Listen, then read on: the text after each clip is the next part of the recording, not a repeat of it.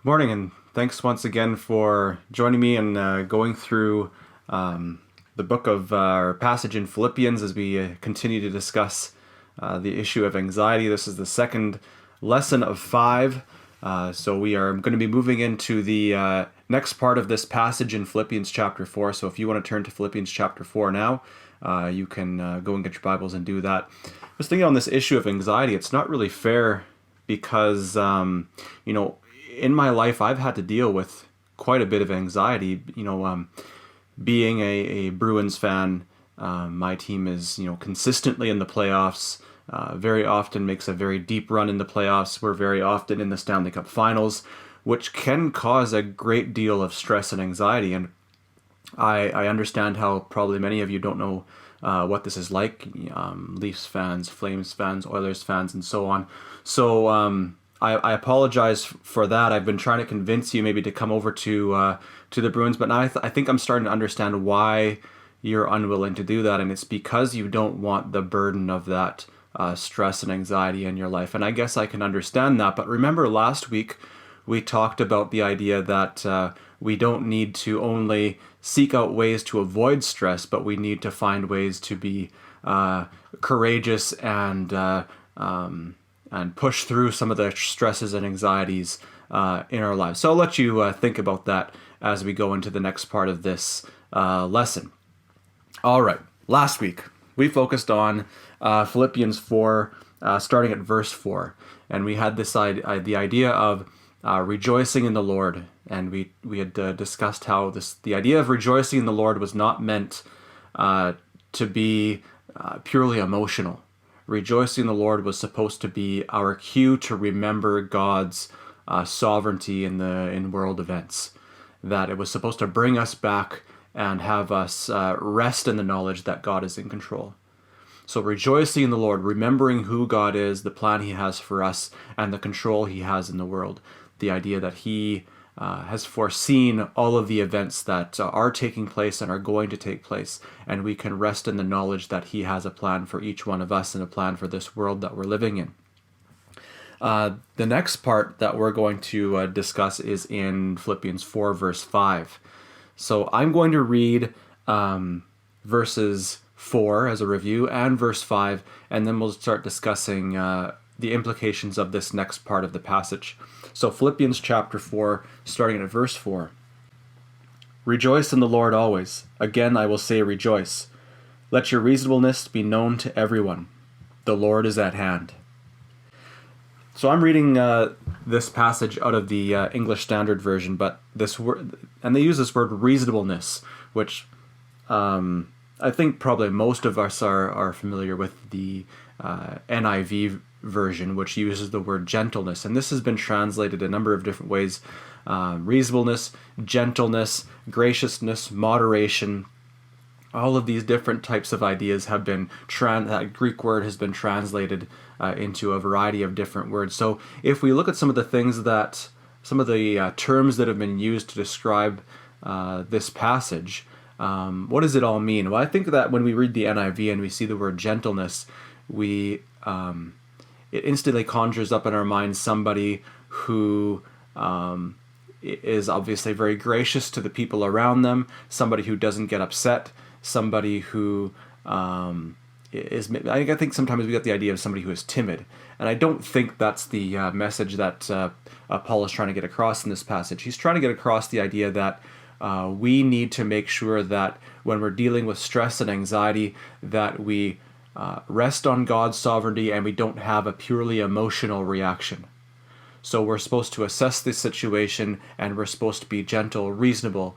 We have the idea of level-headed. And you can be gentle and you can be firm at the same time.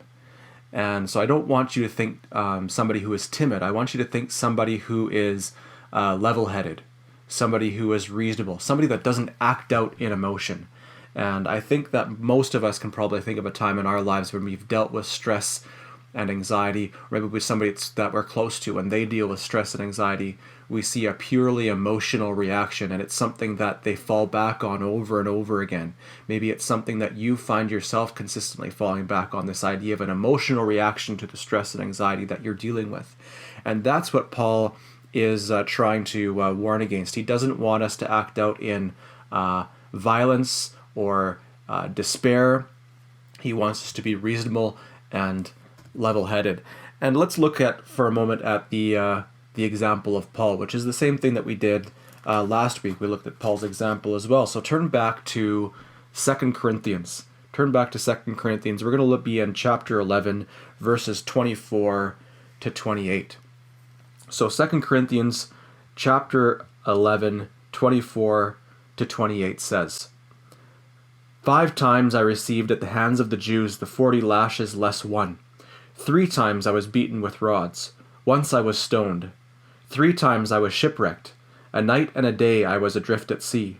On frequent journeys and danger from rivers, dangers from robbers, danger from my own people, danger from Gentiles, danger in the city, danger in the wilderness, danger at sea, danger from false brothers, in toil and hardship through many a sleepless night, in hunger and thirst, often without food, in cold and exposure. And apart from other things, there is the daily pressure on me of my anxiety for all the churches. It's very clear and evident that Paul has dealt with his fair share of trials, and that these trials have conjured up all sorts of types of anxieties in him. Nobody is without trial. So Paul has listed all the trials that he's gone through, and I think for most of us, the trials he's gone through are difficult to imagine. But even we have to deal with trials, and will have to deal with trials that will be quite difficult. And many of us may have or will have trials that we feel we can't overcome, and they put a great deal of stress and anxiety on our lives, a stress and anxiety that we feel overwhelmed or ill-equipped to manage. So Paul is saying here that he's dealt with trials, he's dealt with anxiety, he's dealt with all sorts of stress. And despite all of these things, in the face of all these things, he's still reminding us that we need to rejoice in the Lord. He's reminding us that we need to make sure that we are level-headed, that we are reasonable. He's reminding us that the Lord is near. Take heart. And I was thinking about this idea, like, if we're supposed to be reasonable, if we're supposed to be gentle, level-headed, how do we build these things in ourselves? How do we become more level-headed? How do we ensure that we don't act out with pure emotion when we're dealing with stress or anxiety? I was reminded of a book that I'd read a few years ago. The book is called Never Surrender. It's by a retired man from the military, William Boykin. And I was given this book from a student a number of years ago. I didn't read it for a while. Finally, I didn't have anything to read, so I thought, well, I'll pick this up, and I actually really enjoyed it. The book is kind of the story of his life and how he needed to rely on God to get through the things that he went through. And one of the things that he's most famous for is becoming one of the first members of the United States special group Delta Force, which many of you may have heard of before. And he talks about when he was younger, this training exercise that he had to go through to get into this new Army unit that was going to be called Delta Force. So he said that the training to put these men into this new special division did not deal with maybe some of the typical things like obstacle courses and firing ranges and these types of things, but it was simply I think it was a 2-month-long exercise where they were up in the mountains with only a map, and for 2 months they were told to go to a certain location. So they were given a map and a compass, they had to find the location, and then the next day they were given a new location. And for 2 months each day, they were told to go from point to point to point with only a map and a compass. And I think they started out with over 200 men, and at the end they were down to 12. And he talks about some of the hardships that he had to go through, the hardships that his men had to go through. And it's a really interesting story. He talks about how he had one moment during this process where, you're over a month in, and he said that it was very difficult to focus on anything, let alone finding a certain point on this map, because he was just so incredibly exhausted. and his body was just stressed to the max. And he says that at one point he was climbing up. He got to the top of this mountain, and he was completely lost. And he was thinking, I've gone through a month and a half of this, and now I'm lost, and I'm not going to find my way back, and this is going to get me kicked out of this program. And he was dealing with a lot of stress and anxiety, and he said that all he did see is at the top of this mountain, he looked up to the sky, and he asked God for help. He said that he needed God's help to find where this next point was. After he prayed, he walked down the mountain right into his base camp where he was supposed to be meeting, and God helped him that way. The very last day of this training exercise, they called this the long walk, and it was a 40-mile trek through the mountains to their very last rendezvous point. And he talks about the difficulties that he had to try to get to this very last point. And he says that he finally arrived. He was the first one to arrive. He finally arrived, and he'd done it. He'd made it. He got through this really, really difficult and stressful process they had developed for these men. And what they were testing was the ability of these men to have a single-minded focus on a goal and to throw everything aside to ensure that they are able to accomplish it. And the reason that I was drawn to this idea of like a special military or army group is because, I'm thinking about people that deal with really high stress situations and need to make reasonable and level-headed decisions. And I think a lot of times that's what we think about when we look at Delta Force or Navy SEALs. These are people that have to deal with really high stress situations, and in the midst of those situations, they need to make reasonable and level-headed decisions. And so what do we learn from the experience of this man who went through this Delta Force training? And the idea here is that he was able to have a single-minded focus on what was important. So to him in that moment, the most important thing was completing this training exercise and accomplish this goal of getting into this new military unit. He had a single-minded focus on that goal. And I think for us, a lot of times, the reason that we act out emotionally or we lose sight of things is because we don't have a single-minded focus on what's important. And Paul is trying to remind us that in these situations where we're stressed and we're anxious, we need to have a single-minded focus on God. We need to rejoice in His sovereignty. We need to ensure that we are level-headed and understand that God is with us. And so the second part of that verse, if we look back at Philippians chapter 4, verse 5, the second part of verse 5 is, "The Lord is at hand." The Lord is at hand. And that's supposed to remind us that, yes, we need this single-minded focus on what's important. We need to stay reasonable and level-headed. And we can do that by understanding that the Lord is near. He's with us. And let's look at another quick story, and we're going to turn to the Gospel of John. So you can turn to John chapter 5, and we'll look at a quick example of what it means to have the Lord at hand, or to have the Lord near to us. So John chapter 5, starting at verse 6. And this is probably a story that, or an example that many of you are familiar with. Oh, sorry, it's chapter 6. Chapter 6, starting at verse 5. He says, "Lifting up his eyes then, and seeing that a large crowd was coming toward him, Jesus said to Philip, 'Where are we to buy bread so that these people may eat?' He said this to test him, for he himself knew what he would do. Philip answered him, 200 denarii would not buy enough bread for each of them to get a little. One of the disciples, Andrew, Simon Peter's brother, said to him, 'There is a boy here who has 5 barley loaves and 2 fish, but what are they for so many?'" And I think most of us are probably familiar with the story when Jesus feeds the 5,000. I thought it was very interesting how in this passage Jesus very specifically asks one of his disciples, and he's testing him.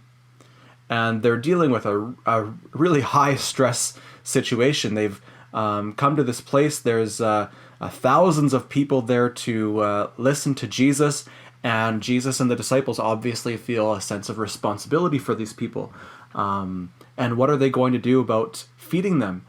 people are starting to get really hungry. And I think that we get the idea here is not just that they're hungry. I mean, they're at a moment here where there's a bit of desperation beginning. And so Jesus tests Philip, and he says to Philip, where are we going to buy bread that these people can eat? Jesus knows that he's going to provide a miracle and feed them, but he's testing him. And Philip says that not even 200 denarii would buy enough food for all of these people. And it's kind of like when we are dealing with a ridiculous situation and we say, well, $1 million wouldn't even do it. You kind of throw your hands up in despair and you're giving up. Not even 200 denarii would feed these people. That's the sense that we get from Philip. And what Jesus is trying to remind Philip, I think, and us as well, is that, yes, he understands that Philip maybe was not equipped to deal with this situation, but he was reminding him that Jesus was right beside him. The Lord is near. And that's something that we need to be reminded of, I think, quite often as well. The Lord is near.